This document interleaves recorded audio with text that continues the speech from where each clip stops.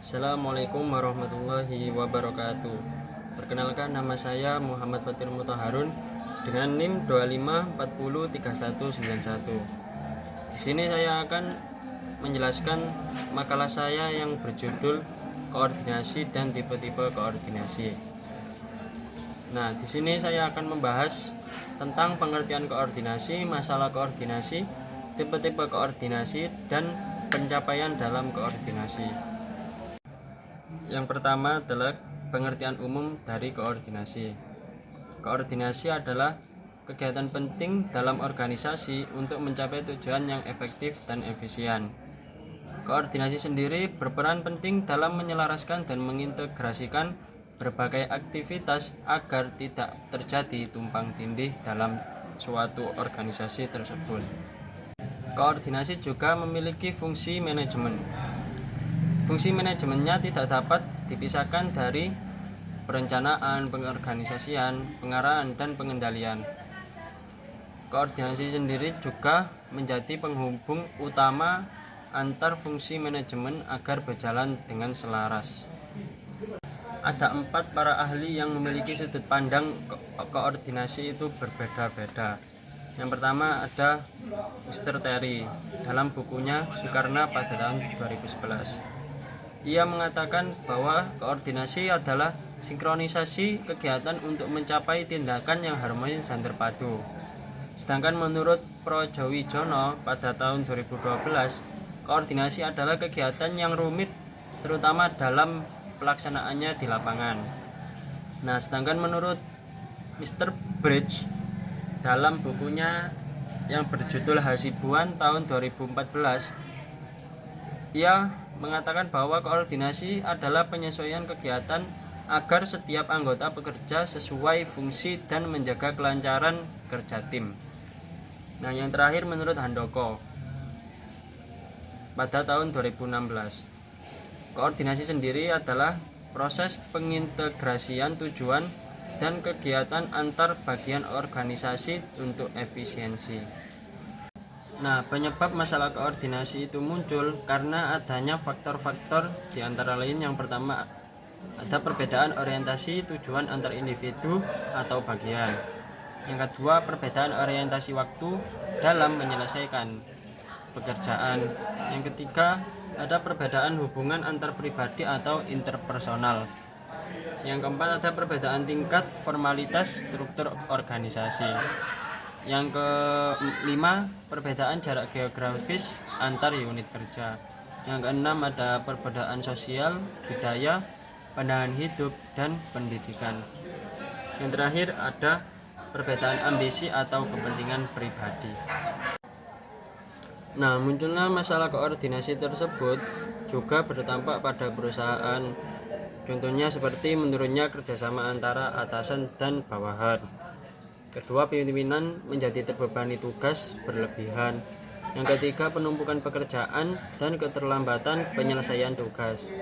Yang terakhir, ada efektivitas dan efisiensi organisasi menurun. Nah, sekarang ada tipe-tipe koordinasi.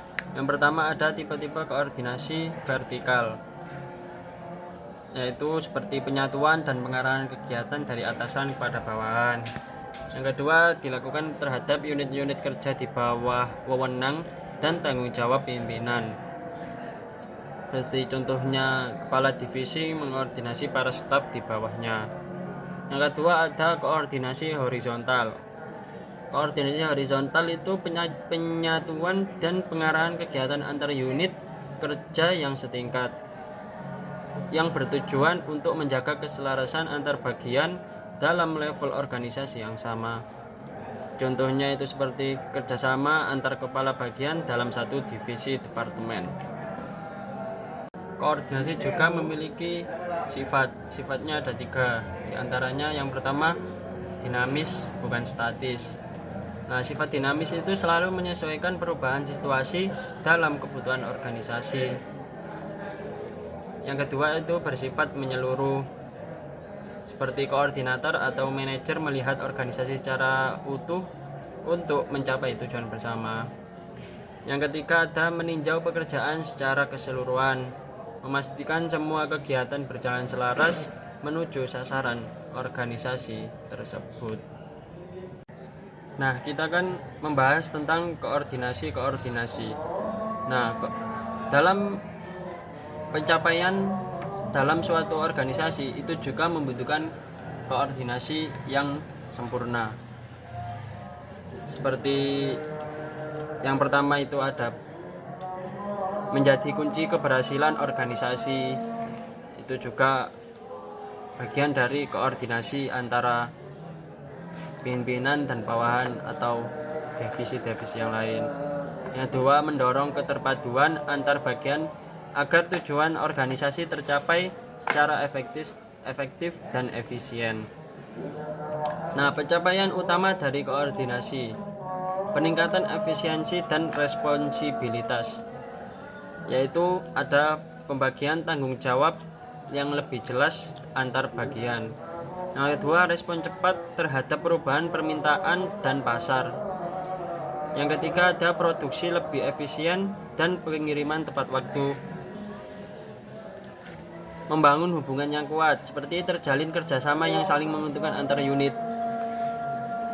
Mendorong berbagi pengetahuan dan pengalaman dan pembelajaran bersama, atau meningkatkan kinerja organisasi secara keseluruhan.